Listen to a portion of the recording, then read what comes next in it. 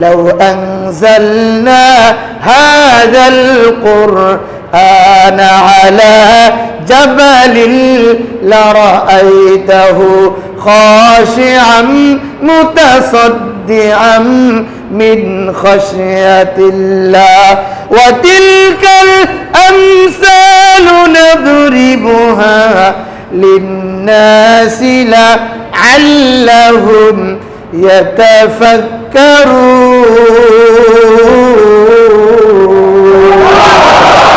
আল্লাহ রাব্বুল আলামিন কোরআন নাযিল করেন। এই কোরআনকে আনজালনা হাযাল কোরআন আলা জাবালিন লারাইতাহু খাশিআ। আল্লাহ রাব্বুল আলামিন কোরআন নাযিল করে এই কোরআনকে পাহাড়কে দিতে চেয়েছিল। এই এত উঁচু উঁচু পাহাড়, যে পাহাড়ের ভিতরে কোনো কাদা মাটি নাই, এত উঁচু উঁচু পাহাড়, এত শক্তিশালী পাহাড় রব্বুল আলামিন দুনিয়ার জমিনে দুনিয়াকে বানাইলেন, পানিকে বানাইলেন। পানির মতো শক্তিশালী আর কি কিছু আছে? কয় হ্যাঁ, পানির চেয়ে শক্তিশালী আরো অনেক কিছু আছে। কয় কি আছে? কয় পাহাড় আছে। কয় পাহাড়ের চেয়ে শক্তিশালী কি আছে? কয় হ্যাঁ, আগুন আছে। কয় আর কি আছে? কয় লোহা আছে। কয় আর কি আছে? কয় বাতাস আছে। এত শক্তিশালী বস্তুর উপরে এই কোরআনকে আল্লাহ দিতে চেয়েছিল, কিন্তু লাউ আনজালনা হাযাল কুরআনা আলা জাবালিন লারাইতাহু খাশিআ মুতাসাদ্দিআন মিন খাশিয়াতিল্লাহ। পাহাড়কে আল্লাহ রাব্বুল আলামিন কোরআন দিতে চেয়েছিল, পাহাড়ে কোরআনকে নিতে অস্বীকৃতি জানিয়েছিল। আল্লাহ এত মহামূল্যবান গ্রন্থ ও রব্বুল আলামিন এত ভারী বস্তু আমরা এটা বহন করতে পারবো না। পরিশেষে এই কোরআনকে আশরাফুল মাখলুকাত মাটির তৈরি এই মানুষদেরকে আমার আল্লাহ ভালোবেসে এই বান্দা বান্দির উপরে কোরআন ন্যস্ত করেছে। একবার জোরে বলা যাবে না সুবহানাল্লাহ? এজন্য আমার আল্লাহ রেখে রেখে বলে, বান্দা রে, তোমাদের উপর কোরআন নাযিল করেছি ঠিকই, কিন্তু এই কোরআনের জিম্মা আমি আল্লাহ নিজেই নিজ দায়িত্বে নিয়ে নিলাম। সুবহানাল্লাহ। ইন্না নাহনু নাযালনা যিকরা ওয়া ইন্না লাহু লাহাফিজুন। আল্লাহ রাব্বুল আলামিন কি বলে? বান্দারা, তোমাদের উপর আমি কোরআন ঠিকই নাযিল করেছি, তোমাদেরকে কোরআন দিয়েছি ঠিকই, কিন্তু এই কোরআনের জিম্মা আমি আল্লাহ নিজ কুদরতি হাতে রেখে দিলাম। সুবহানাল্লাহ। দুনিয়ায় সব কিছু ধ্বংস হয়ে যাবে, কিন্তু আমার কোরআন আমি আল্লাহ নিজ কুদরত দ্বারা সংরক্ষণ করব। বলেন সুবহানাল্লাহ। কিন্তু পক্ষান্তরে এই কোরআনগুলো যদি তুমি মানো, কোরআন অনুযায়ী যদি তুমি আমল করো, কোরআন যদি তুমি পড়ো, কোরআন যদি তুমি বাস্তবায়ন করতে পারো, ও মুসলমান, এই রাতে কোরআন নাজিল হওয়ার কারণে আমার আল্লাহ 1000 বছর ইবাদত করলে যেই সওয়াব, এই পরিমাণ সওয়াব আল্লাহ আমার আপনার আমল নামায় লিখে দিবে। এর কারণটা হচ্ছে এই রাতে কোরআন নাজিল হয়েছে।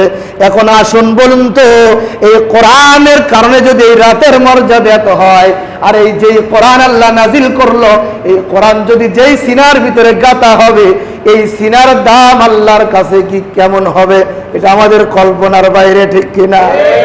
এই যে সিনার ভিতরে কোরআন থাকবে, এই সিনা তো বুঝবে না কোশ্চিন কালেও। সুবহানাল্লাহ বলেন। সরাসরি এই কোরআন এই মানুষকে, এই দিলকে সুপারিশ করে জান্নাতে নিয়ে যাবে। সুবহানাল্লাহ। পুরা কোরআনের আলোচনা করলে তো কত বছর শেষ হবে, এটা তো আমার ধারণার বাইরে। সূরাতুল মুলক, এই সূরার ভিতরে 30টা আয়াত আছে। কয়টা আয়াত? আর জোরে বলেন কয়টা? এই 30 আয়াত বিশিষ্ট সূরা মুলক প্রতিদিন কেউ যদি সকাল সন্ধ্যা, বিশেষ করে রাতের শোবার আগ দিয়ে এশার নামাজ পড়ে সূরা মুলক তেলাওয়াত করে, আল্লাহ পাক কবরের আযাব তার মাফ করে দেবে। এই সূরা মুলক কবরের ভিতরে একটা পাখি হবে। কি হবে? পাখি হবে। পাখি হয়ে এই বান্দাকে ঘুমায় দিবে, আর মুনকার নাকিরা প্রশ্ন করতে আসবে। আযাব ডাইনে আসবে, বামে আসবে, পায়ে আসবে, মাথায় আসবে। কয় না, এ বান্দা কষ্ট করে আমাকে তেলাওয়াত করেছে, মুলকে তেলাওয়াত করেছিল। মুলক শব্দের অর্থ তো রাজত্ব। কি এই সূরার অর্থ? কি? রাজত্ব। যাই হোক, ওদিকে আমি আলোচনা করবো না। এই পাখিটা, এই সূরাটাই পাখির রূপ ধরে এই বান্দা এবং এই বান্দিকে সমস্ত শাস্তি আযাব থেকে বাঁচাইয়া আল্লাহ পর্যন্ত পৌঁছাইয়া সুপারিশ করাইয়া সরাসরি জান্নাতে দেওয়ার আগ পর্যন্ত এই সূরা মুলক, এই পাখির সুপারিশ আল্লাহর কাছে পয়েন্টে পয়েন্টে, হাসরে, মিজানে, ফুলসিরাতে, কবরে, প্রত্যেকটা জায়গায় এই সূরা পাখির রূপ ধরে আমাকে আপনাকে সুপারিশ করে জান্নাত পর্যন্ত পৌঁছে দিয়েছে। এক একটা সূরার এক একটা ফজিলত আছে না নাই? যেই কলবের ভিতরে আপনি কোরআন গাঁথবেন, মানবেন, আমল করবেন, পড়বেন, আপনার দাম আছে না নাই? কেমন আপনার দাম? আমার আল্লাহ বলেছে এই কোরআন যে গাঁথলো, পড়লো, আমল করলো, আমার আল্লাহ বলছে ফেরেশতাদের কোনো গুনাহ আসেনি? কথা বলেন, গুনাহ আসেনি?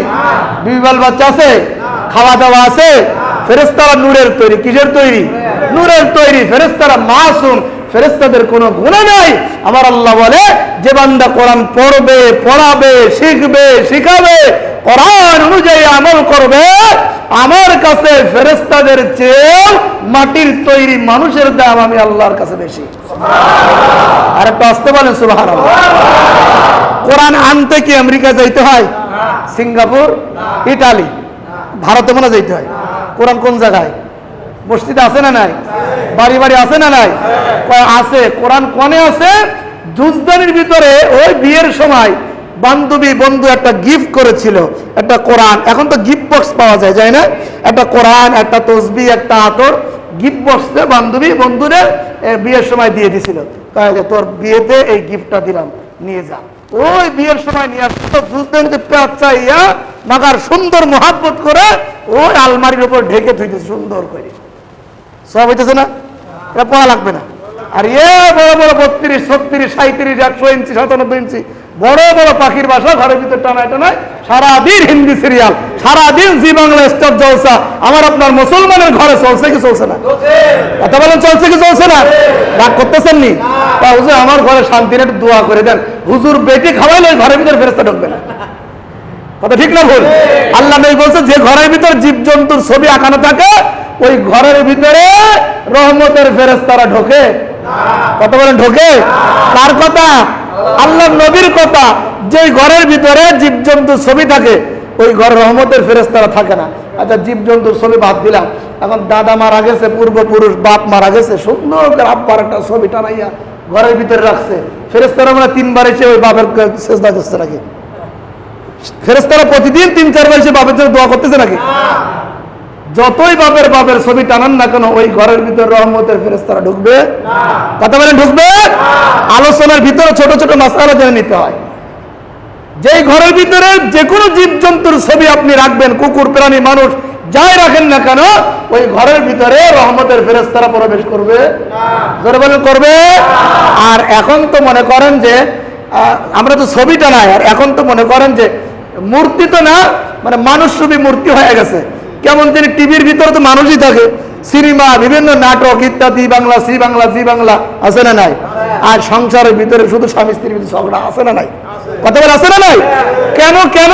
কারণটা হচ্ছে কোরআন লাগাইছো ঘরের ভিতরে, একেবারে দুয়ারের ভিতরে তালা দিয়ে।